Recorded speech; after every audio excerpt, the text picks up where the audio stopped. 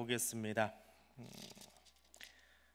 8장, 9장은 고린도후서 안에 헌금에 관한 이야기를 툭 껴놓았습니다. 그래서 이것 때문에 고린도후서가 한 권이냐 두 권이냐 세 권이냐 가지고 계속 이야기를 합니다. 왜냐하면 너무 낯선 이야기가 들어가 있기 때문에. 그리고 9장의 이야기는 앞에 나오는 7장하고 연결이 되는 것 같은데 연결이 또 안 돼요. 문장도 다르고 이 문체도 다르고요, 말의 화법도 좀 다릅니다. 그래서 나눠야 되느냐 붙여야 되느냐라고 계속 논란이 있는 책 가운데 하나입니다. 그리고 7장 8장까지만 해도 평이하게 오던 것이 9장에 와서 갑자기 분위기가 격앙돼 가지고 막 화가 난 듯한 그런 어조로 이야기를 합니다. 그래서 이걸 어떻게 받아들일 거냐라고 하는 것을 가지고 여전히 이 신약을 공부하시는 분들, 성서학을 공부하시는 분들은 이 고린도서 9장에 와서 10장에 와서 많이 막히고 또 나름대로의 신학적인 견해를 많이 내놓는다고 합니다. 근데 전통적으로 그냥 한 권의 책이다라는 관점에서 앞에 나왔던 7장의 말씀을 받아서 이야기하고 있다, 그렇게 그냥 보고 있습니다. 그리고 더 크게는 사도 바울의 사도권에 대한 이야기, 너 사도 맞냐? 1장 이야기하면서 나왔던 이야기지요. 비단 고린도서에서만 나오는 이야기가 아니고 모든 곳에 따라다니는 바울에 관한 걸림돌 중에 하나예요. 너 사도 맞냐?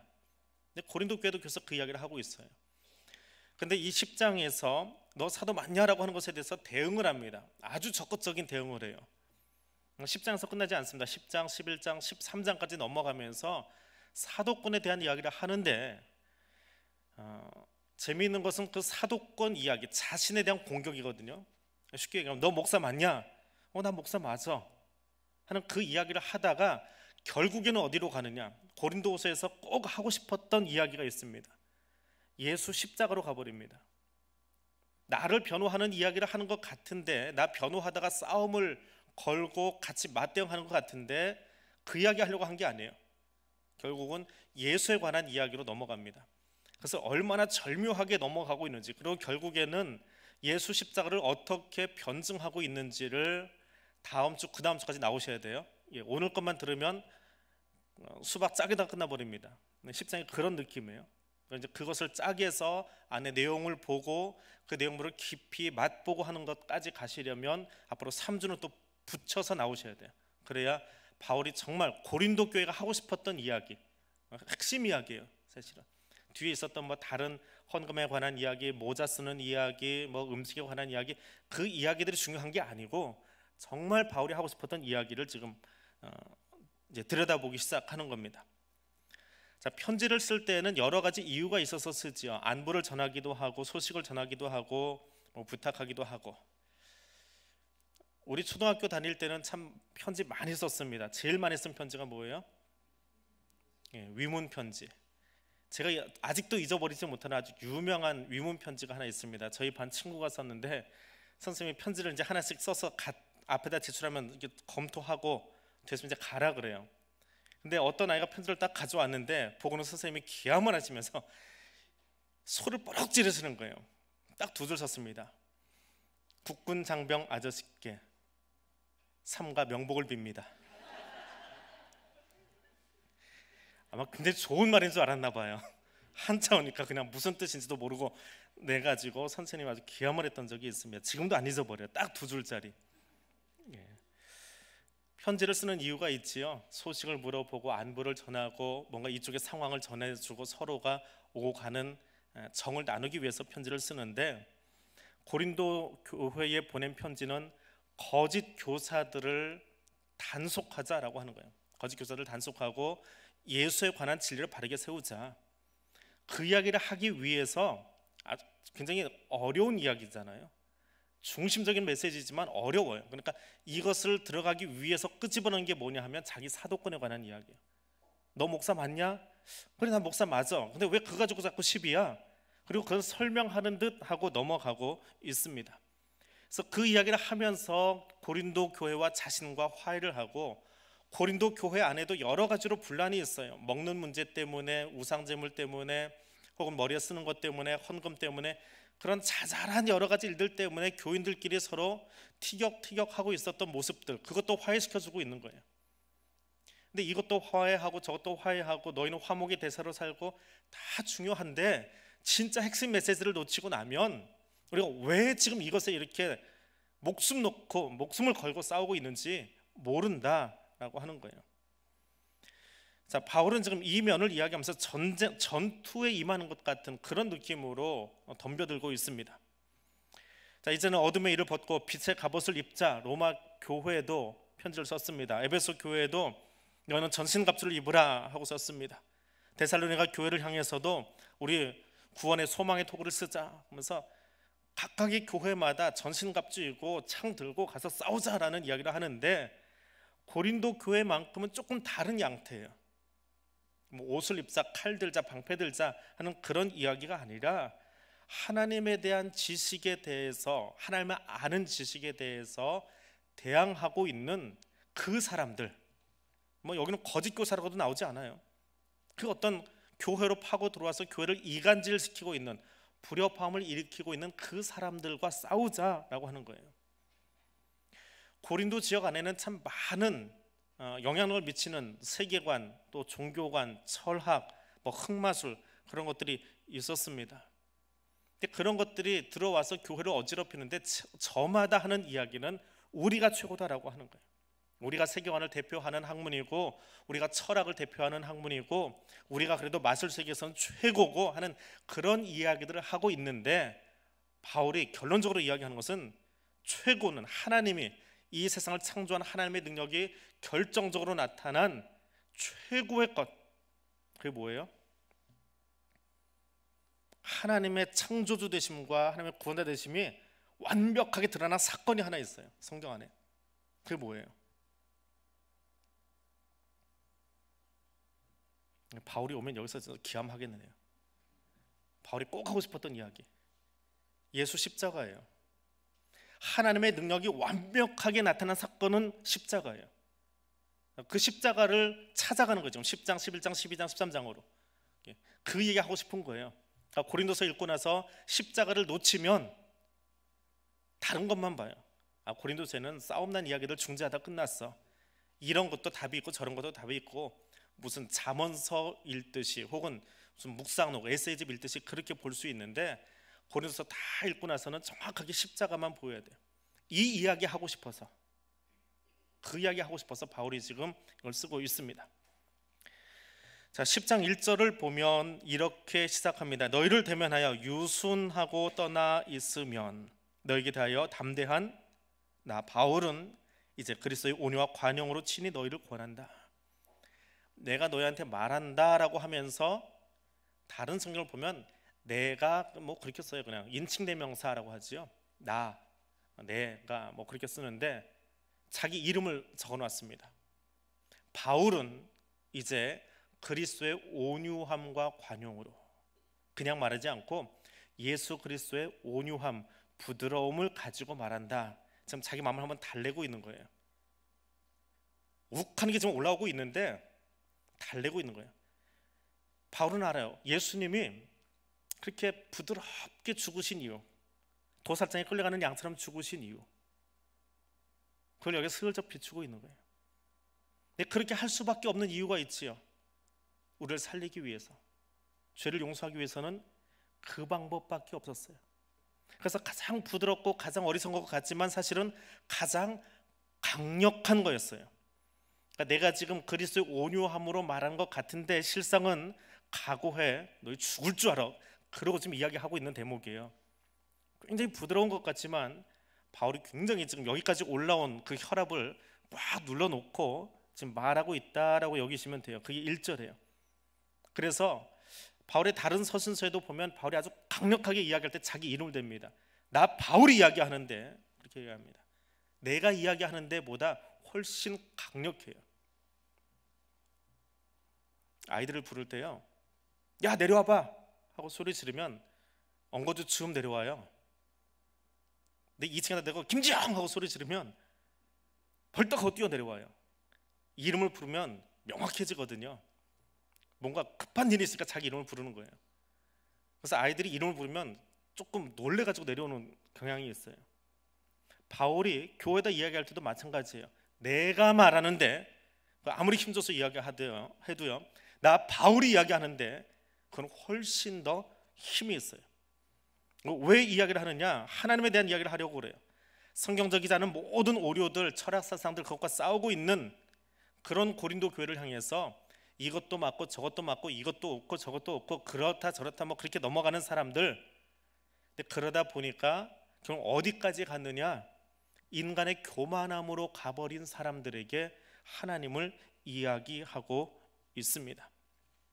자, 너희에게 와서 교회를 혼란스럽게 만든 사람들이 지금 무슨 일을 하고 있느냐 하면 3절에 가니까 이렇게 적혀 있습니다. 우리가 육신으로 행하나 육신에 따라 싸우지 아니하노니. 결국은 그 거짓 교사들, 고린도 교회를 어지럽혔던 사람들이 들어와서 한 일은 육신의 일을 도모하고 있던 사람들이더라라고 하는 거예요. 그럼 그 육신의 일이 뭐냐? 자기 중심적으로 살아간 사람들이에요.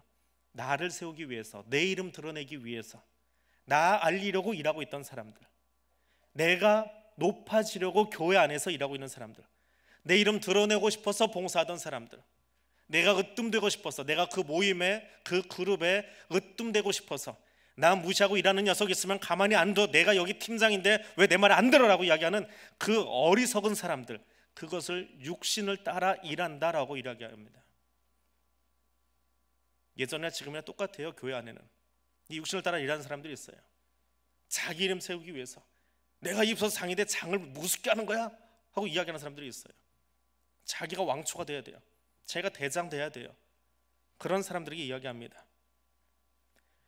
근데 정말 바울이 하고 싶은 이야기는 너 그런 대장짓 하지 마라 하는 이야기가 아니고 4절과 5절의 이야기입니다. 우리 같이 읽어보겠습니다. 오직 어떤 견관친도 무너뜨리는 하나님의 능력이라. 모든 이론을 무너뜨리며 하나님 아는 것을 대적하여 높아지는 것을 다 무너뜨리고 모든 생각을 사로잡아 그리스도에게 복종하게 하니. 내가 지금 말하는 이유는 하나님을 위해서, 하나님을 대신해서 하나님의 능력이 무엇인지 말하려고 하고 있다라고 하는 거예요. 그에 반대되는 이야기는 허황된 이론들이에요. 허황된 이론. 뭐가 허황된 이론이에요? 하나님 없이도 된다라고 여기는 사람들. 하나님 없이 된다라고 말할 때는 누가 하나님이에요? 내가 하나님이에요. 내가 왕이고 내가 대장이고 내가 다 해야 되는 거예요. 내가 법이에요. 내가 답이에요. 내가 하는 말이 답이에요. 봉사를 함에 있어서도 내가 하는 방식이 정답이에요. 네가 하는 건 틀렸어. 그렇게 하면 안 돼. 이게 답이야. 이대로 해야 돼. 자기만 주장하고 있는 사람. 그게 허황된 이론이에요. 여기 말하는 허황되다라고 하는 그 말이에요. 근데 그 교만, 그 허황된 이론을 붙잡아서 어디다 갖다 놓는다고요? 그리스도에게 복종시키는 거예요. 하나님밖에 없습니다라고 하는 그 사고로 끌고 가고 싶어서 이 일을 하고 있다라고 하는 거예요. 그리고 마지막에는 이렇게 하나님 앞에 갖다 놓은 다음에, 전반부는 조금 설렁설렁 지나가요. 아직 본론이 안 나왔어요. 그냥 그렇게 들으세요.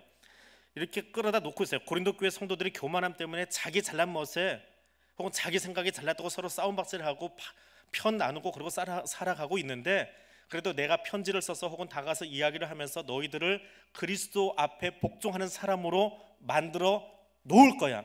근데 그때 가서도 거기 가서 무릎 꿇지 않는 사람이 있으면, 예수 십자가 앞에 무릎 꿇지 않는 사람이 있으면 6절에 너희를 벌하려고 준비 중에 있다. 어떻게 들리세요? 바울이 벼르고 있죠. 지금 벼르는 중이에요. 내가 편지를 좀 너희한테 몇 번 보냈는지 알아? 교회를 세워보겠다고 내가 좀 편지를 몇 번 보내고 너희를 살아서 얼마나 기도하고 얼마나 말씀을 전했는데, 이 마지막 편지까지 듣고도 만약에 똑바로 안 하기만 해봐, 내가 가가지고 그냥 안 놔둘 거야.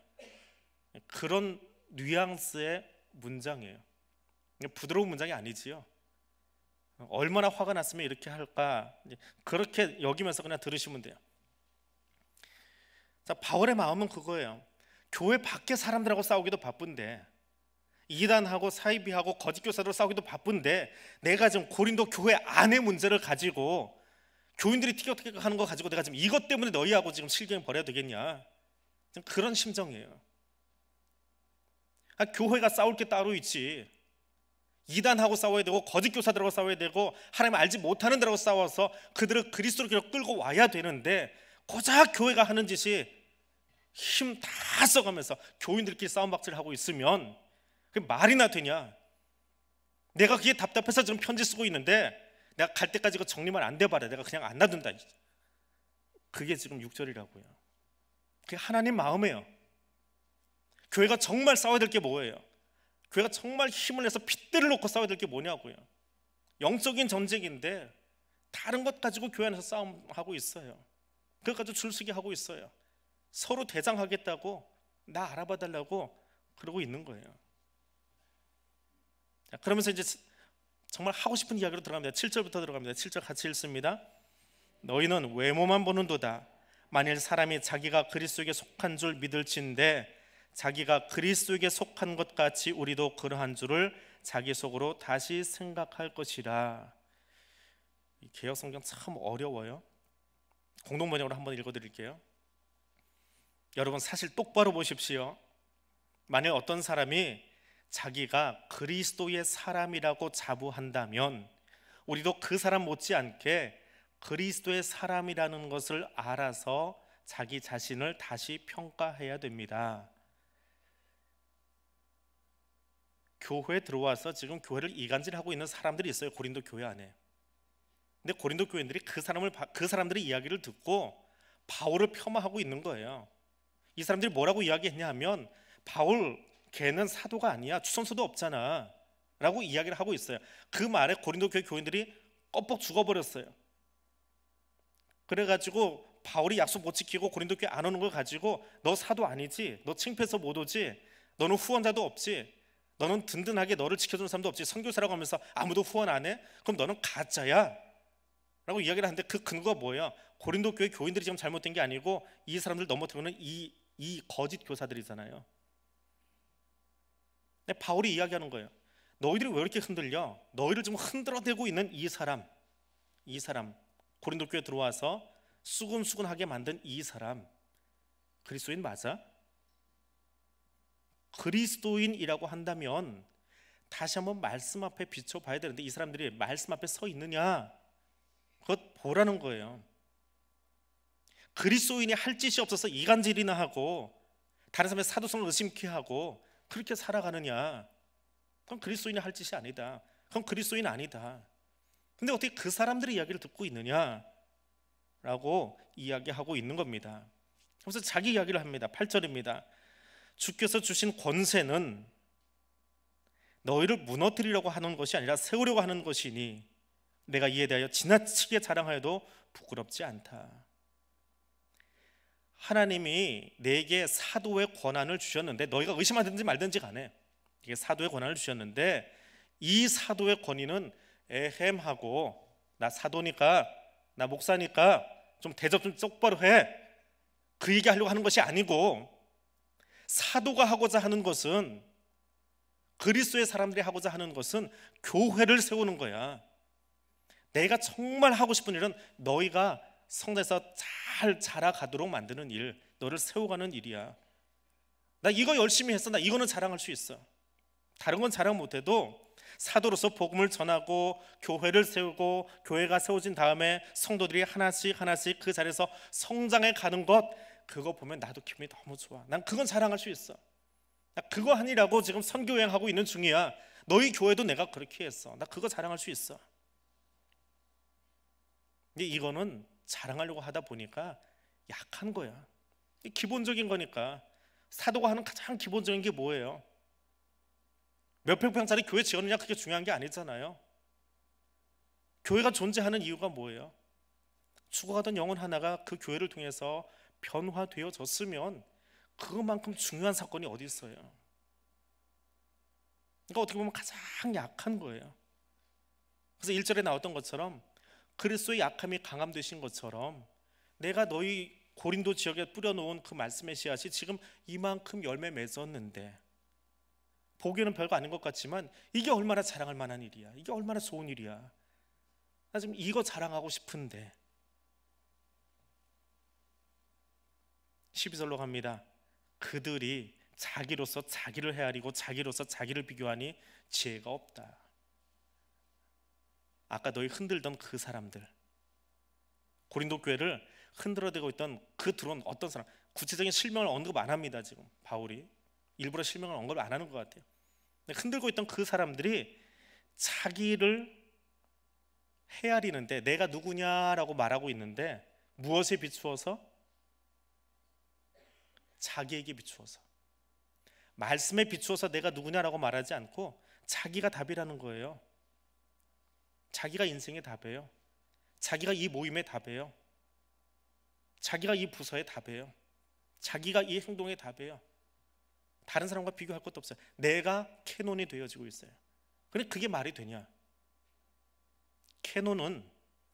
캐논이라고 하는 이 단어는요, 정경이라는 말로 나중에 우리말로 번역을 하면 정경, 그걸로 번역을 하는데, 캐논은 고린도후서 여기에 3번 나오고 갈라디아서에 1번 나와요. 별로 사용하지 않은 단어예요. 근데 여기서 바울이 집중적으로 이야기해요. 자기를 캐논으로 삼고 있는 사람들. 결국 뭐예요? 자기 복음이죠. 내 복음, 내가 중심되는 복음, 내가 왕되는 복음, 그것으로 살아가는 사람들에게 너희가 휘둘리면 되겠느냐? 그 사람들이 이야기하기를 내 마음에 들지 않으니까 바울죄도 가짜야 라고 이야기하는데, 그게 말이 되냐는 거예요. 바울이 사도인지 아닌지는 무엇에 근거해서 이야기해야 돼요? 그가 전하고 있는 복음을 가지고 이야기해야지요.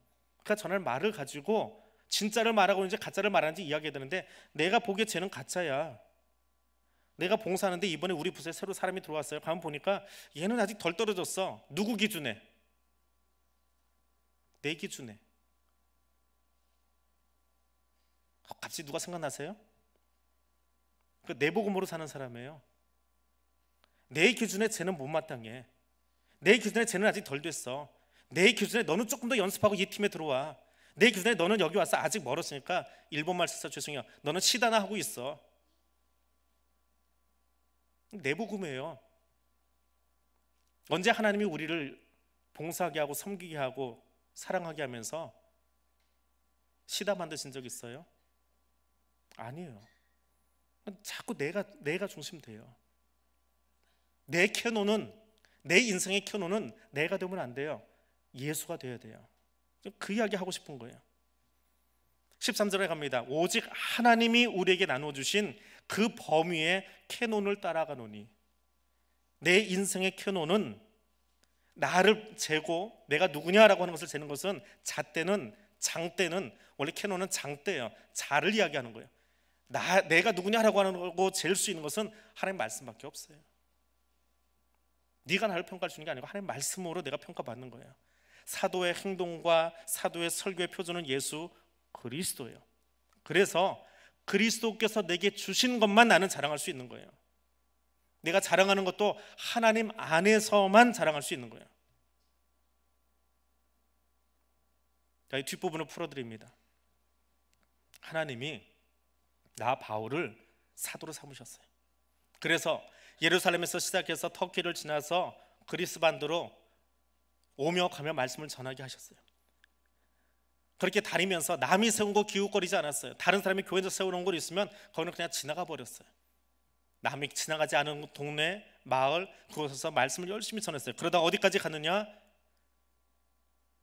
그 반도 제일 끝에는 고린도까지 갔어요. 거기 가서 내가 말씀을 전했어요. 열심히 말씀을 전했더니 거기 교회가 태동했어요. 근데 바울의 선교는 교회가 조금 세워지거나 자기는 그 말을 떠나버려요.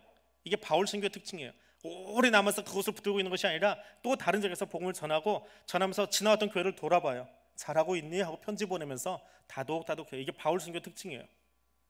근데 해보니까 그 뒤에 자기보다 말도 잘하는 아볼로도 왔다 가고, 또 그 뒤에 더 나은 목사들이 와서 그 교회를 잘 세워가요. 그러면서 교회가 든든해져 가요. 조금 문제는 있겠지만 사람 사는데 문제가 왜 없겠어요. 그래도 그 교회를 보면서 든든해요. 그게 교회예요. 고린도 교회예요. 그런데 교회가, 내가 가서 말씀을 전하고 개척해 놓고 세워진 그 교회가 바울을 바라보면서 너 사도 아니야 라고 한다면 너희 시작이 어떻게 시작된 건데? 누가 말씀을 전해서 거기 교회 세워놨는데? 누가 했어요? 시작이 누가 했어요? 일대 목사가 누구예요? 바울이잖아요. 근데 바울이 전한 복음을 가지고 세워진 교회가 거꾸로 바울한테 너 사도 아니야, 너 거짓 교사야 라고 이야기한다면 누구한테 침뱉고 있는 거예요? 실상은 자기 얼굴에 침뱉고 있는 거예요. 우리가 그리스도인 아니야 라고 말하는 것과 똑같다라고 하는 거예요. 그 이야기를 13절 이하에 하고 있는 거예요. 내가 바라는 것은, 바울이 바라는 것은 고린도 교회 성도들이 믿음이 잘 자라서 풍성해지는 걸 보고 싶을 뿐이에요. 그게 내 소망, 바울의 소망, 하나님의 마음이에요. 그것이 그리스도의 마음이고 사도의 마음이고 교회가 가진 마음이어야 돼요. 그래서 무엇을 자랑해요? 17절입니다. 자랑하는 자는 주 안에서 자랑하래요. 이게 10장의 요점이에요. 이 말은 이제 11장에서 풀어줄 거예요. 풀어주는데 주 안에서 주의 영광만 구하라라고 하는 거예요. 그리고 이 말씀은 예레미야서 9장의 말씀을 인용해 가져온 거예요. 예레미야서 9장 22절에 가니까 여호와께서 이와 같이 말씀하시되 지혜로운 자는 그의 지혜를 자랑하지 말라, 용사는 그의 용맹을 자랑하지 말라, 부자는 그의 부함을 자랑하지 말라.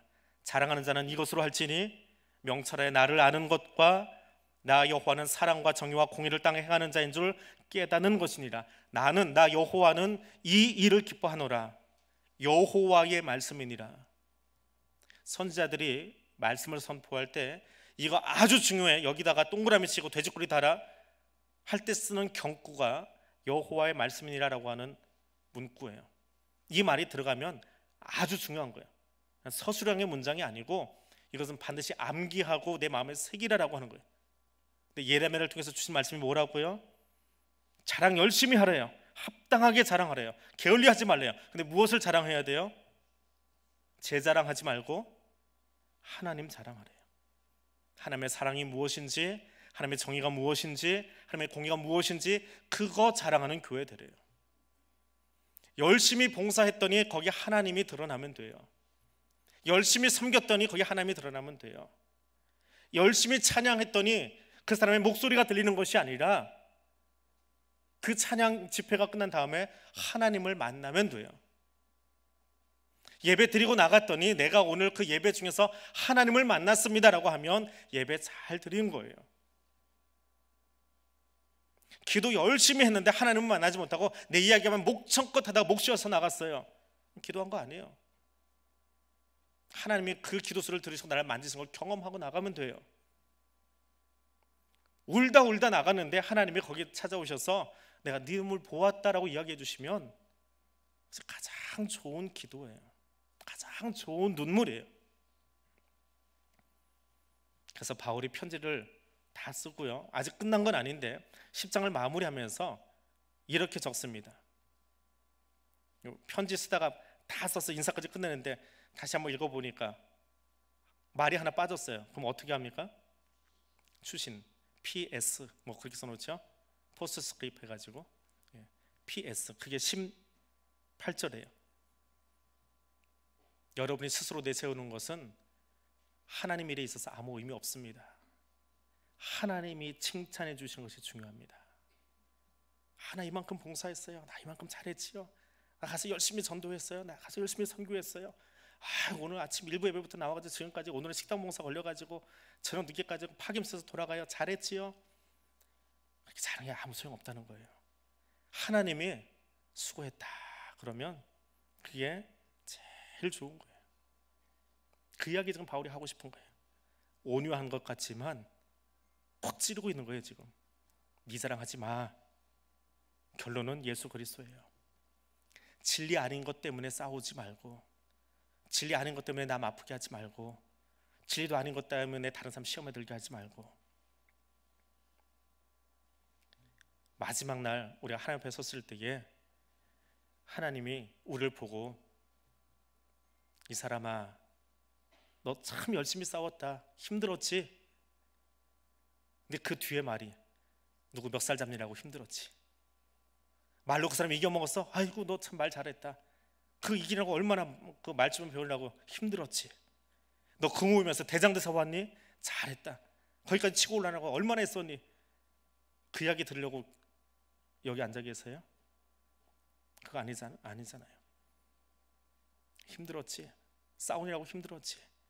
나 때문에 싸우느라고 힘들었지.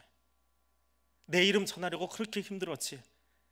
알아듣지도 않고 그 말씀 무시하고 들으러 가지 않고 전도지 전하다가 뺨 한 대 얻어맞고 말씀 전하다가 힘들고 무시당하고 하나님 사랑한다고 했는데 너만 사랑하냐고 말 듣고 그래도 끝까지 그거 놓치지 않으려고 그때문에 참 힘들었지.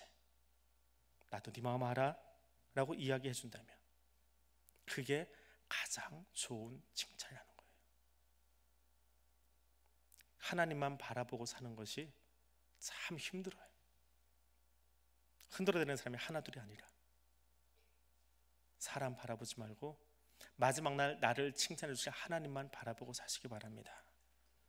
마지막 날 우리를 향해서 참 애썼다. 너 그거 지키라고 그 진리 지키라고 참 애썼다. 주님께 그 말 들을 수 있도록 오늘을 살아갈 수 있기를 원합니다.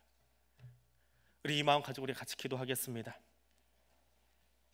우리 선교지를 위해서 우리가 협력하는 교회들을 위해서 함께 기도할 수 있기를 원합니다. 아무리 뿌려도 들어주지 않는 땅 그곳에 지금 복음을 전하고 있습니다. 오늘 가서 말씀을 전하고 있는데 그곳에 말씀을 듣기보다는 돈에 욕심 많은 사람들을 만나면서 말씀을 전하고 있는 선교사님들도 계십니다. 오래된 풍습을 깨뜨리려고 애쓰고 있는 선교사님들도 있습니다. 평생을 전했는데 한 사람 선교하고 돌아온 선교사님도 있습니다. 한국교회 실적만 요구합니다. 10년 동안 나가게 있으면서 한 명 전도했습니까? 하나님 뭐라고 하실까요? 오늘도 그 한 영혼을 위해서 나가 수고하고 있는 우리 선교사님들 위해서 기도하시기를 바랍니다. 그 선교지 소식 궁금하면 나가시면서 선교 게시판 안에 요즘 편지가 좀 자주 와요. 그래서 자주 편지를 갈아 끼우고 있습니다. 선교 편지를 읽어보시면서 구체적으로 기도 제목들 나와 있습니다. 읽으시면서 그 앞에서 기도하시기 바랍니다. 선교지를 위해서 또 우리 협력교회들을 위해서 하나님 그곳에 찾아가셔서 저들이 정말 자랑하고 싶어하는 예수의 복음이 효과적으로 또 가장 힘있게 그 마을과 지역과 나라에 증거되어지도록 우리가 파송한 선교사님들 이름을 부르면서 함께 기도하겠습니다. 거룩하신